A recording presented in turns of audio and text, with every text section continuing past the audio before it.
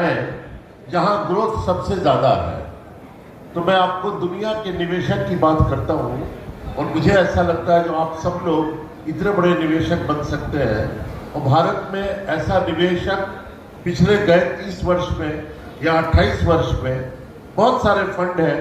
और आज मैं किसी भी फंड का नाम नहीं लूंगा क्योंकि हम लोग आज केवल अवेयरनेस की बात करेंगे, लेकिन इलस्ट्रेशन के तौर पे क्या पैसा बना है।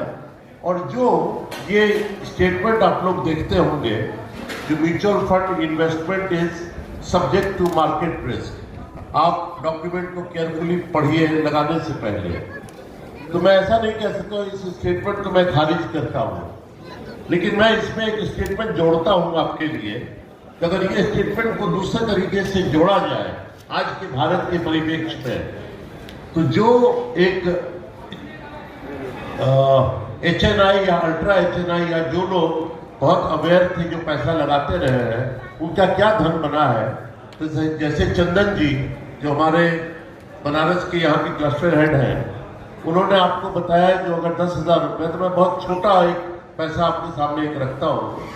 ऐसे स्कीम भारतवर्ष में रहे हैं जो गए 28 वर्ष से अगर आप 2,000 रुपये का केवल मंथली SIP उसमें किए होते आज तक गए 28 साल में, तो आपका कुल निवेश 2,000 के हिसाब से लगभग होता 6,60,000 रुपया आज के दिन में। और उसका आज अगर हम वैल्यूएशन देखें जो कितना पैसा बना है, वो पैसा बना है लगभग 3 करोड़ रुपया। आपने 6,60,000 28 साल में दिए और आज आपको 3 करोड़ मिलेंगे। ऐसे कोई भी प्रोडक्ट आप सोचें, जो आप जमीन क्या 2,000 में ले सकते थे पिछले 28 साल में, हर महीने में 2,000 रुपया करके, ये सोचना भी मतलब अनर्गल बात हो जाएगी। क्या इस तरह आप गोल्ड खरीदते, स्वर्ण, या आप क्या करते फिक्स डिपॉजिट्स बैंक में लेते।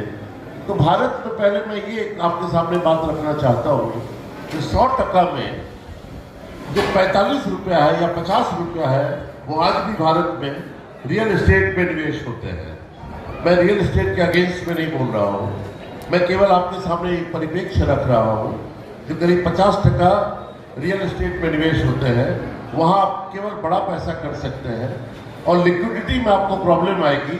जब आपको तुरंत चाहिए तो वो मिलेगा उसी भाव पे जिस भाव में बाजार चल रहा है, इसकी संभावना नगण्य है। वो हमेशा काफ़ी कम पे निकलता है और निकलने में 6 महीना से 2 साल तक पैसा लग जाता है।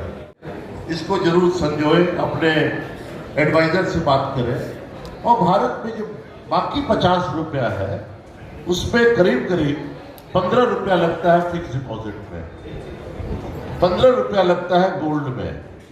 तो 50 और 30 80 हो गए। और रिमेनिंग जो करीब करीब 15 रुपया है, वो पैसा लगता है प्रोविडेंट फंड में, इंश्योरेंस के थ्रू या PPF में। केवल 5 रुपया इक्विटी में निवेश होते हैं। और जो रिटर्न बनता है, तो मैं आपके सामने एक परिप्रेक्ष्य रखता हूँ पिछले 42 साल का। क्यों रख रहा हूँ 42 साल का? इसका एक वजह है। आज से 42 साल पहले 1979 में जो सेंसेक्स हम लोग बोलते हैं, बॉम्बे स्टॉक एक्सचेंज, वो 100 पॉइंट से शुरू किया गया। उसको 100 पॉइंट निर्धारित किया गया 1 अप्रैल 79 को, जो आज बढ़ के 65-66 हजार हुआ है। अगर उसी दिन 4 लोग, मान लीजिए 4 महिलाएं बैठी हैं, ये लोग 4 जगह निवेश करते, 1 लाख रुपया गोल्ड में लगाते, 1 लाख रुपया बैंक फिक्स डिपॉजिट में करते, 1 लाख रुपया वो महंगाई में लगाते। मतलब जितनी महंगाई बढ़ी है वो पैसा बढ़ता गया है, लेकिन एक्चुअल में पैसे का मूल्य कम होता गया। और चौथे व्यक्ति जो है, उन्होंने क्या किया, उन्होंने सोचा और देखा जो भारत में ग्रोथ बहुत ज्यादा दिख रहा है, तो मैं भारत में निवेश करूं। तो कैसे निवेश कर सकते हैं? तो भारत की जो टॉप 30 कंपनी हैं, जो अलग अलग सेक्टर के हैं, कोई फार्मा सेक्टर के हैं, कोई IT सेक्टर के हैं, कोई मेटल सेक्टर के हैं, अलग अलग सेक्टर के टॉप 30 कंपनी में हम निवेश कर लें, अपनी बुद्धि न लगाएं। जो टॉप 30 कंपनी होगी उसमें वो हमेशा लगा रहेगा। तो इस 40 साल में उन चारों व्यक्तियों की क्या गति हुई, आज क्या फल निकला, ये मैं आपको एक लाइन दिखाना चाहता हूं। ये देखें सर, आप दाहिने में 1 लाख रुपया निवेश हुआ स्टार्ट में, मतलब एकदम शुरू से। तो ये चार जो लाल, ब्लू, नीला, पीला और हरा आपको दिख रहा है, ये लाल इन्फ्लेशन है, मतलब महंगाई दर में आपने पैसा लगाया था 1 लाख, तो वो गए 40 साल में लगभग 22 लाख हो गया। और इसको दूसरे दृष्टिकोण से मैं कहूँ तो 1 लाख की कीमत घट के 8,000 रुपया हो गई, तभी वो 1,22,00,000 हो गया। इस बात को बहुत ध्यान से समझे सर, तब मैं आपको वो बात रखूंगा जो market investment, mutual fund investment is subject to market risk में मैं क्या जोड़ना चाहता हूँ और क्या आपके सामने एक नया परिप्रेक्ष्य रखने की कोशिश कर रहा हूँ। जो दूसरे व्यक्ति थे जिन्होंने फिक्स डिपॉजिट में निवेश किया बैंक के, उनका 1 लाख रुपया गए 40 साल में बढ़ के 26 लाख रुपया बना। मतलब हर साल वो समझिए स्टेट बैंक में एफडी में लगाते थे, मेच्योर हुआ फिर लगा देते थे, तो वो 1 लाख बढ़ के आज 40 साल में 26 लाख बना। तीसरे व्यक्ति जो गोल्ड में निवेश करते थे, क्योंकि भारत में, और मुझे खुशी है बहुत सारी महिलाएं भी आई हैं, गोल्ड में हम लोग दुनिया के सबसे बड़े इंपोर्टर हैं, सबसे ज़्यादा आयात करते हैं पूरे दुनिया में। क्योंकि गोल्ड के प्रति हमारा रुझान क्या है, 2 रुझान है इसमें। गांव में ये कहावत है कि जिनके पास धन है उनका स्वर्ण में निवेश है, और बेचना स्वर्ण नहीं है कभी, क्योंकि अगर स्वर्ण बेचा तो पड़ोसी को पता लगेगा 2 बात, जिनके पास मुश्किलात बहुत आ गया है स्वर्ण बेच रहे हैं। दूसरा बोलते हैं कि स्वर्ण आप तब बेचते हैं जब शनि का ग्रह आप पर चढ़ता है, मतलब आपको सबको ये भी पता चल जाएगा इनका ग्रह दोष भी अब आ गया। लेकिन आप वास्तविक चीज देखें सर, 1 लाख बढ़ के 35,22,000 हुआ है 40 साल में, और ये पूरा पैसा आपका 95 रुपया में निवेश हो गया। मतलब 1 लाख मैं कर रहा हूँ, जो सारा पैसा इस तरह का निवेशित हो गया।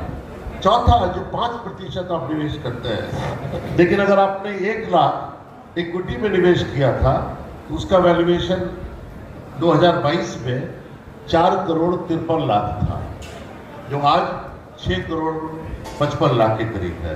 तो 4 करोड़ 53 लाख और कहाँ 26 लाख। लेकिन आप एक चीज और ध्यान दें, इन्फ्लेशन में जो 1,22,00,000 हो गया है, मतलब महंगाई दर की वजह से, तो आपको जो 35 लाख गोल्ड में मिला है उसमें आप 22 लाख कम कर दीजिए, क्योंकि महंगाई दर उस पैसे को घटा दिया है। तो 35 लाख का मतलब है तो आपके पास केवल 1 लाख का एक्चुअल में 13 लाख रुपया केवल मिला है 40 साल में। इक्विटी मार्केट में आपको 1 लाख का 4.25 करोड़ मिला है, मैं 22 लाख हटा रहा हूं सबसे, और बैंक एफडी में केवल 4 लाख का आपका पैसा बढ़ा है। कितने सालों में? 40 सालों में।